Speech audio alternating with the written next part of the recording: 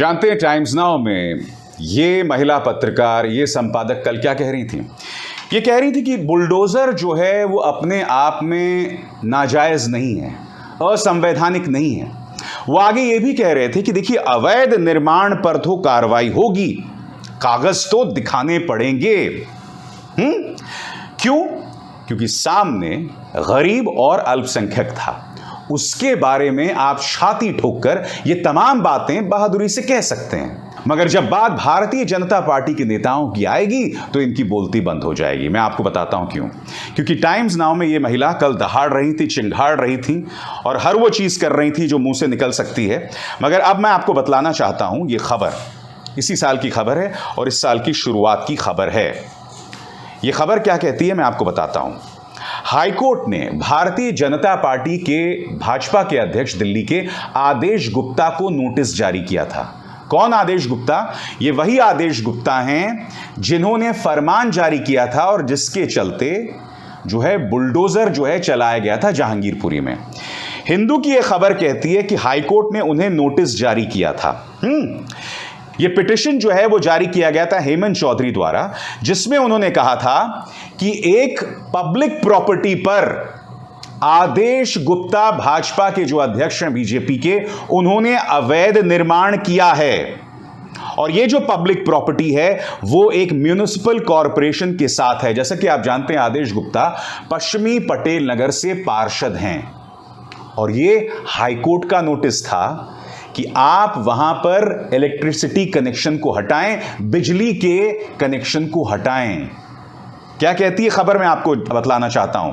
The Delhi high court on Monday asked the Delhi government and the lieutenant governor to respond to a petition alleging unauthorised construction and encroachment on public land by Delhi BJP chief and councillor of north Delhi municipal corporation.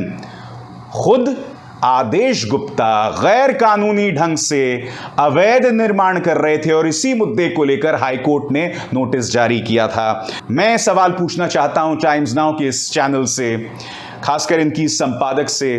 कल जब bulldozer चलाए जा रहे थे तब ये हंस रही थी, तो मैं इनसे पूछना चाहता हूं, तुम में हिम्मत है यही सवाल आदेश गुप्ता से पूछने के लिए कि भाई कागज तो दिखाने पड़ेंगे, बुलडोजर तो चलेगा?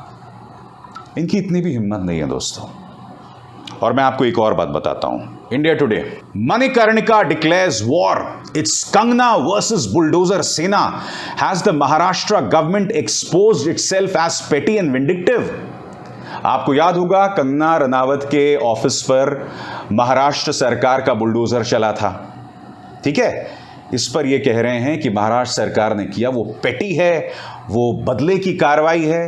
मैं इत्तेफाक रखता हूं, मगर जो कल गरीबों के साथ किया, तब तुमने क्या किया था? क्या तुम बतलाने का प्रयास करोगे कि तुम्हारी एक जो महिला एंकर और रिपोर्टर वहां पहुंच गई थी, वहां वो किस तरह की हरकतें कर रही थी? क्या आप देश को बतलाने का प्रयास करेंगे?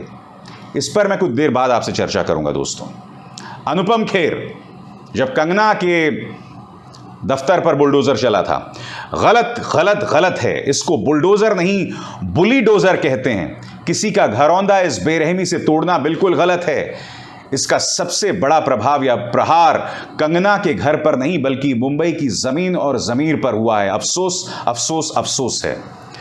अनुपम खेर, कंगना रनावत के घर या आशियाने पर जो बुलडोजर चला वो तो करोड़पति हैं, भारतीय जनता पार्टी की पिछलग्गू हैं, उनका कोई भी बाल भी बांका नहीं कर सकता। किसानों के बारे में इतने अपशब्द बोलती रही, किसानों के बीच फंसी, किसानों ने उनका कुछ नहीं किया। मगर उन गरीबों का क्या होगा जो रात भर खुले आसमान में कल उन्होंने बिताया? उनके बारे में क्या होगा? उनके बारे में आपके मुंह से एक भी शब्द क्यों नहीं निकलता? निकलेंगे क्यों? आप तो कश्मीर फाइल्स बना रहे हैं। हाँ, कश्मीर फाइल्स बना रहे हैं और उसका मकसद एक ही है, फिर से हिंदू मुस्लिम करो देश के अंदर। उस कश्मीर फाइल्स में यह कहने की तुम में हिम्मत नहीं है अनुपम खेर कि पिछले 8 साल से प्रधानमंत्री नरेंद्र मोदी क्या एक बार भी कश्मीरी पंडितों से मिलने उनके राहत शिविरों में गए हैं या नहीं? 90 के दशक में जब कश्मीरी पंडितों का पलायन हो रहा था, तब भारतीय जनता पार्टी रथ यात्रा निकाल रही थी, कश्मीरी पंडितों के लिए उनके मुंह से एक शब्द नहीं निकला था। जब कश्मीरी पंडितों का पलायन हो रहा था, तब गवर्नर जगमोहन ये शख्स था जो भाजपा का नेता है।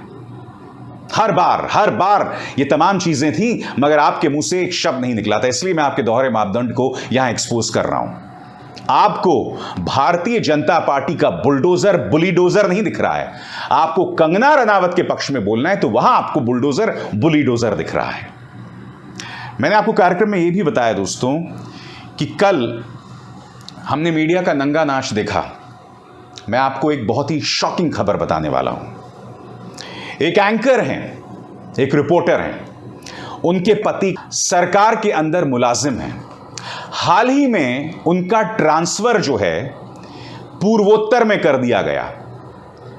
मुझे मेरे सोर्सेस बता रहे हैं उस दफ्तर के अंदर कि ये महिला एंकर अचानक जमीन पर उतर गई और उतरकर सरकारी प्रोपेगेंडा जोरों से बोलने लगी। आपने देखा होगा, उनको सुना भी होगा, वो किस तरह से बोल रही थी कि बुलडोजर तो चलेगा ही, चाहे मस्जिद हो या जूस कॉर्नर।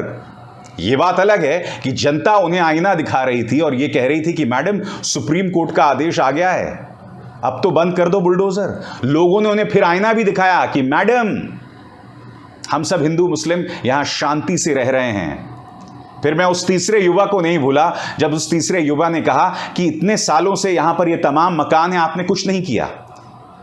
पहले दंगे कराए और फिर हिंदू मुस्लिम कराए, अब जाकर आप ये तोड़फोड़ कर रहे हो। तो मैं जो आपको खबर बता रहा था वो ये बता रहा था कि वो जो महिला एंकर है उतरी जमीन पर और सरकारी प्रोपेगेंडा शुरू कर दिया। मकसद क्या था कि किसी भी कीमत पर अपने पति का ट्रांसफर रोकना।